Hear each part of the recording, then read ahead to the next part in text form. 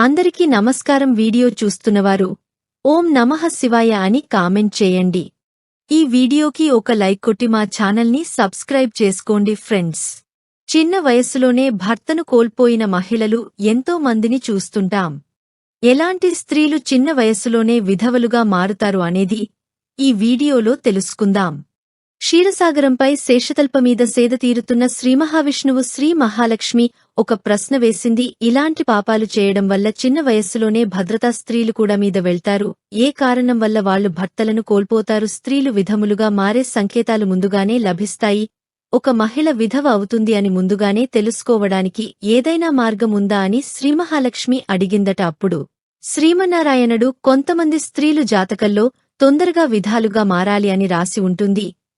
ఎంత పవిత్రంగా స్త్రీలు అయినప్పటికీ కూడా వాళ్ల భార్యలు విధవలుగా మారాలి అని రాసిపెట్టి ఉంది. వాళ్లు చేసిన పాపాల వల్ల వాళ్లు చిన్న వయస్సులోనే భర్తను కోల్పోతారు. అంతేకాకుండా స్త్రీ యొక్క చూసి కూడా వాళ్లు ఏ వయస్సులో విధములుగా మారతారు చెప్పవచ్చు. పియానో నీకు చెప్పబోయే ముందు ఒక కథ చెబుతారు. ఆ కథను నీకు కలిగిన సందేహం కూడా తీరిపోతాయని శ్రీ మహాలక్ష్మితో చెబుతాడు. శ్రీమన్నారాయణ విష్ణుమూర్తి లక్ష్మీదేవికి అత్యంత గొప్ప కథను వినిపించారు. మానవ కళ్యాణం కోసం కూడా ఆయన ఎన్నో ఉపదేశాలు ఇచ్చారు. ఈ కథను ఖచ్చితంగా పూర్తిగా వినాలి. మధ్యదేశంలో ఒక వ్యాపారి ఉండేవాడు. అతనికి ఒక కొడుకు, ముగ్గురు కుమార్తెలు ఉండేవారు. ఆ ముగ్గురు కూతుళ్లకు కూడా గొప్పింటి సంబంధాలు తెచ్చి పెట్టాడు. అయితే ఈ ముగ్గురు కూతుళ్లలో ఒకరు కూతురు తలరాత మాత్రం పాపం దరిద్రంగా ఉంది. ఆమె చిన్న వయస్సులోనే భర్తను కోల్పోవాల్సి వచ్చింది. ఆ విధవరాలి పేరు సుకన్య. ఆమె గొప్ప అందగత్త, పైగా గుణవంతురాలు అయినప్పటికీ కూడా ఆమె విధావరాలుగా మారిపోయింది. సుకన్య వాళ్ల భర్త పెళ్లి సమ్మెల్లో కేవలం సుకన్య అందాన్ని, ఆమె ఆస్తిపాస్తులను మాత్రమే చూసి పెళ్లి చేసుకున్నాడు. అందుమూలంగా అతను తన ప్రాణాలను కోల్పోవాల్సి వచ్చింది. చిన్నప్పటి నుండే సుకన్యలో విధవగా మారే లక్షణాలు కనిపిస్తున్నాయి. కాని ఎవరు కూడా వాటిని పెద్దగా పట్టించుకోలేదు. గత జన్మలో చేసిన పాపాల కారణంగా ఈ జన్మలో ఆమె విధావరాలుగా మారిపోవాల్సి వచ్చింది. సుకన్య పూర్వ జన్మ వృత్తాంతాన్ని శ్రీమన్నారాయణ మహాలక్ష్మికి వివరించి చెప్పారు. గత జన్మలో సుకన్య బ్రాహ్మణుడి ఇంటి జన్మించింది. ఆ జన్మలో ఆమె పేరు కళావతి. ఆమె పుట్టిన తర్వాత బ్రాహ్మణుడికి ఎంతో అదృష్టం కలిసి వచ్చింది. అతని ఇల్లు సిరిసంపదలతో నిండిపోయింది. దాంతో ఆ బ్రాహ్మణుడికి గర్వం పెరిగిపోయింది. తన ఏకైక కుమార్తె కళావతి. ఆ బ్రాహ్మణుడు ఎంతో ప్రేమతో ఉండేవాడిని. కళావతి ఎంతో అందంగా ఉండేది. అయితే చిన్నప్పటి నుండి ఆమెను గారాబంగా పెంచడం వల్ల ఆమె కూడా తప్పుదారి పట్టింది. ఆమె కోరిన ప్రతి కోరికను అబ్రాహ్మణుడు తీర్చేవాడు. ఆమెకు ఈ ఒక్క విషయంలో కూడా లోటు లేకుండా కంటికి రెప్పలా చూసుకునేవాడు. తాను అందంగా ఉంటానని కూడా కళావతికి చాలా గర్వంగా ఉండేది. ఇక కళావతి పెళ్లిడుకొచ్చినప్పుడు ఆమెకు పెళ్లి సంబంధాలు చూడటం మొదలుపెట్టారు. అయితే కళావతిని అత్తింటికి పంపించడం ఇష్టంలేని ఆమె తండ్రి ఒక షరతు పెట్టాడు. పెళ్లి కొడుకు ఖచ్చితంగా ఇల్లరికపు అల్లుడుగా రావాల్సి ఉంటుంది అని అతను చెప్పాడు తన బంధువులందరికీ కూడా.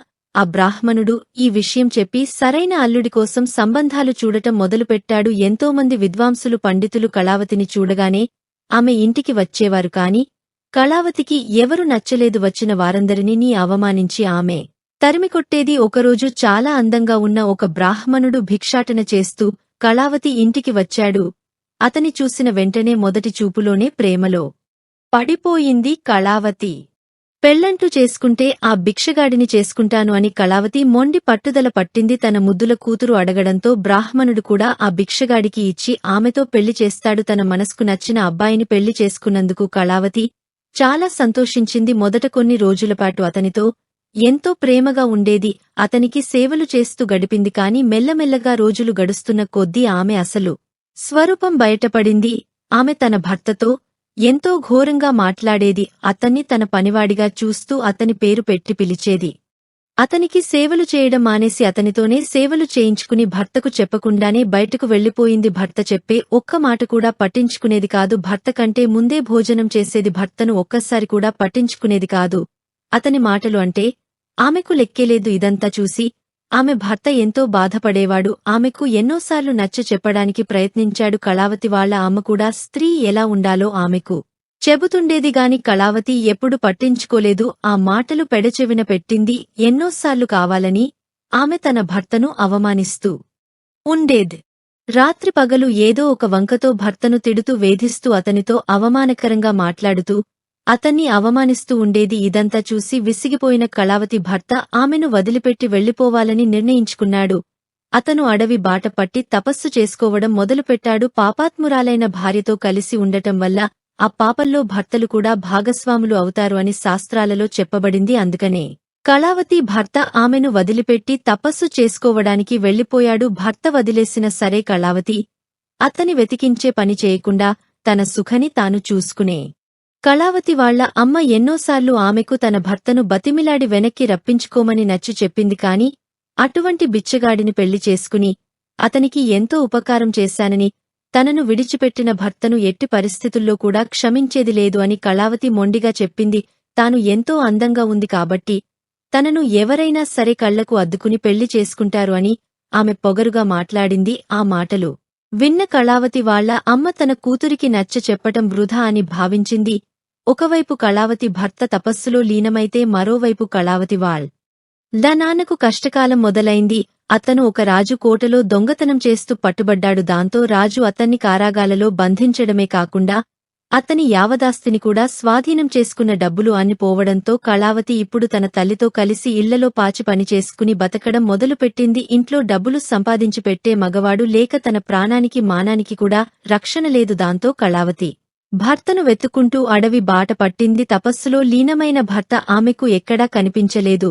అలా అలసిపోయిన కళావతి ఒక చెట్టు నీడలో కూర్చోగానే ఆమె మీద ఒక పులిదాడి చేసింది. అక్కడికక్కడే ఆమె చనిపోయింది. చనిపోయిన తర్వాత కళావతిని యమదూతలు నరకానికి లాక్కుంటూ వెళ్లిపోయారు. ఆమె ఎంతో పాపం చేసి ఉండటం వల్ల ఆమె నరకంలో ఎన్నో ఏళ్లపాటు శిక్షను అనుభవించింది. ఆ తర్వాత ఆమెకు మరోసారి మానవ జన్మ లభించింది. గత జన్మలో చేసిన పాపాల వల్ల ఆమె శరీరం మీద ఆ లక్షణాలు కూడా కనిపి ఐశ్వర్యవంతులుగా ఉంటారు. స్త్రీకి పొడవాటి వేళ్లు ఉంటాయో, వేలి ముందువైపు గుండ్రంగా ఉంటాయో, గోరవంకటింకరగా ఉన్నట్లయితే అటువంటి స్త్రీలకు తొందరగా వైకల్యం ప్రాప్తిస్తుంది. ఒకవేళ స్త్రీపాదాలు పొడవుగా ఉంటే చనిపోయిన తర్వాత కూడా దున్హకం ప్రాప్తిస్తుంది. అన్నిటికంటే ముఖ్యంగా ఏ మహిళ అయితే అనామిక వేలు అంటే చిటికెన వేలు పక్కన ఉన్న వేలు చిన్నదిగా ఉంటుందో అటువంటి స్త్రీ వల్ల ఇంట్లో గొడవలు జరుగుతూ ఉంటాయి. ఏ స్త్రీకైతే మధ్యలో ఉన్న వేలు పొడవుగా ఉంటుందో అటువంటి స్త్రీ వివాహయోగ్యం కాదు.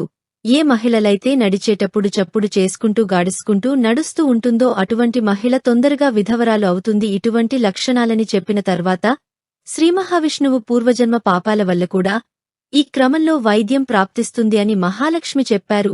ఏ మహిళ అయితే తన భర్తను అవమానిస్తూ అతని పేరు పెట్టి పిలుస్తుందో, భర్త భోజనం చేయకముందే ఏ భార్య అయితే భోజనం చేస్తుందో అటువంటి భార్య తొందరగా భర్తను కోల్పోతుంది. పతివ్రత స్త్రీలు ఎప్పటికీ కూడా ఎటువంటి తప్పులు చేయరు. మీకు ఈ వీడియో నచ్చితే తప్పకుండా లైక్ చేసి షేర్ చేయండి. మరిన్ని మంచి వీడియోస్ కోసం మా ఛానల్ని సబ్స్క్రైబ్ చేయండి.